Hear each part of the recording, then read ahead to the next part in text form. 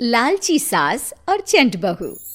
मीरा की सास कमला एक दिन अपनी सहेली सुमन से कहती है कि उसने अपने बेटे रमन की शादी करके लाखों का नुकसान कर लिया।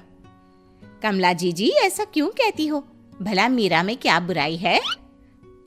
अरे सुमन बहन, क्या बताऊं, इस मीरा ने तो मेरी नाक में दम कर रखा है।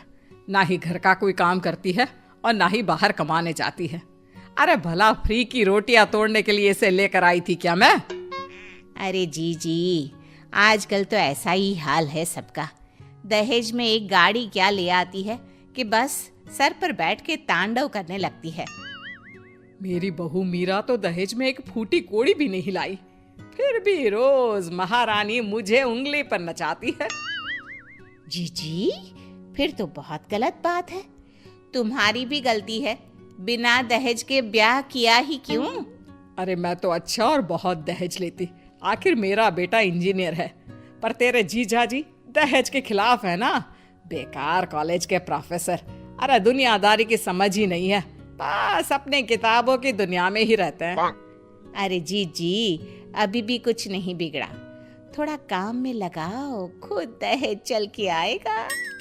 कमला को सुमन की बात समझ में आ जाती है और उसे सुमन का सुझाव अच्छा भी लगता है। कमला अगली सुबह से मीरा पर हुक्म चलाने लगती है। सुन बहू, फटाफट से सफाई कर ले, फिर रोटियां भी बनानी है। सासू माँ, सब मैं ही करूंगी क्या? आप क्या पूरा दिन मुझे काम बताने का ही कष्ट करती रहोगी? तो तू क्या चाहती है, मैं तेरी नौकरानी बन जाऊं? हैं? चुपचाप काम कर, नहीं तो अपने मायके का रास्ता नाप और निकल मेरे घर से। मीरा अपनी सास की धमकी सुन के थोड़ा डर जाती है। वो पूरी ईमानदारी के साथ घर का काम और अपनी सास कमला की सेवा करने लगती है। ये सब देखकर कमला बहुत खुश होती है, पर थोड़ी निराश भी होती है, क्योंकि जैसा वो चाहती थी वैसा कुछ अभी तक तो हुआ नहीं था। कमला अपनी बहू मीरा को और काम बताने लगती है।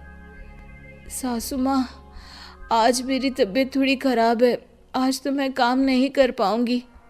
अच्छा, तो ऐसा करती हूँ, एक गाड़ी मंगा देती हूँ जो तुझे तेरे मायके छोड़ आए। अब तेरे दहेज में कोई नौकरानी तो आई नहीं जो तुझे आराम करने दूं। पर सासू माँ, मैं तो मैं मत कर और हाथ चला जल्दी जल्दी। आज तो कपड़े भी दुनिया भर के हैं, कौन धोएगा तेरे अलावा? मीरा बीमार हालत में भी काम करने लग जाती है। मन ही मन सोचती है कि क्यों न कुछ ऐसा किया जाए जिससे इस बुढ़िया की चिक बंद हो जाए। मीरा समझ तो चुकी थी कि उसकी सास अचानक ऐसा व्यवहार क्यों कर रही है, इसलिए अब वो प्लानिंग में लग जाती है। अगली सुबह मीरा तैयार होकर अपनी सास के पास जाती है। सासू माँ, मैं अपने मायके जा रही हूँ, 2-4 दिन में वापस आ जाऊंगी। वाह जी वाह, और काम कौन करेगा घर का? सासू माँ, 2 दिन की तो बात है बस। जा चली जा, पर फिर वापस आने के बारे में सोचना भी मत। मीरा जानती थी कि घर में वापस घुसने के लिए उसे क्या करना है। वो अपने मायके पहुंचती है और रोने लगती है। उसके माता पिता उसे रोने का कारण पूछते हैं, पर वो कुछ नहीं बोलती। तभी मीरा की माँ उसके हाथों की तरफ देखती है। मीरा, ये तेरे हाथों के नाखून कहाँ गए? तुझे तो नाखून बड़े करने का बड़ा शौक है ना? माँ, उस घर के बर्तन और कपड़े धो धो कर मेरे नाखून ही नहीं बल्कि हाथ भी घिस गया है। अब तुमने मेरे साथ ना कोई नौकरानी भेजी, ना कोई सुख की सुविधा। मीरा के माता पिता समझ जाते हैं कि मीरा को दहेज का सामान चाहिए। अगले ही दिन मीरा के माता पिता उसके लिए एक वॉशिंग मशीन और फ्रिज मंगवा देते हैं। मीरा ये देखकर बहुत खुश होती है और खुशी खुशी अपने ससुराल जाने की तैयारी करने लगती है। मीरा जब अपने ससुराल पहुंचती है तो उसकी सास उसे देखकर बहुत खुश होती है। अरे मेरी प्यारी बहू, आ गई तू। और ये फ्रिज, वॉशिंग मशीन, अरे भाई इन सब की क्या जरूरत है? सासू माँ, जरूरत आपको नहीं मुझे है, क्योंकि घर का काम तो मुझे ही करना पड़ता है ना। मीरा की बात सुन के कमला गुस्से से बोलती है। बहू रानी, तू मेरी बात सुन ले, मैं तेरे इस दहेज के सामान के सामने झुकने वाली नहीं हूँ। घर का काम तो तुझे ही करना पड़ेगा। अब कमला और दहेज लेने के चक्कर में मीरा का काम बढ़ाने लगती है। वो जानबूझकर गंदगी फैलाती और बना हुआ काम बिगाड़ने लगती। मीरा बहुत परेशान हो जाती है। वो अपनी सहूलियत के हिसाब से हर चीज अपने मायके से मंगवा लेती है। धीरे धीरे कमला की चाल कामयाब हो जाती है, पर वो मीरा की चाल नहीं समझ पाती। धीरे धीरे मीरा भी अपने मकसद की तरफ बढ़ने लगती है। वो अपने ससुर और अपने पति को अपनी तरफ कर लेती है। एक दिन मीरा अपने ससुर से कहती है, पिताजी क्यों ना आप ये घर मेरे नाम कर दें, क्योंकि सासू माँ तो बीमार रहती हैं और रमन का तो आपको पता ही है कितने बिजी रहते हैं। ऐसे में घर को संभालेगा कौन? हाँ बहू, मुझे लगता है कि तुम बिल्कुल सही कह रही हो। इस घर को संभालने वाला कोई तो होना चाहिए।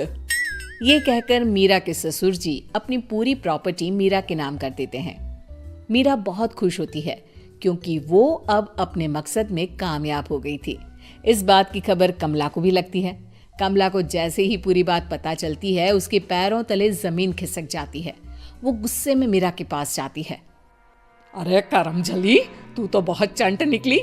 मैं तुझसे घर का सामान ही मंगवाती रह गई और तूने पूरा का पूरा घर अपना बना लिया। सासू माँ, अब आप घर का काम करने की भी आदत डाल ही लो, क्योंकि अब मैं तो कुछ करूंगी नहीं।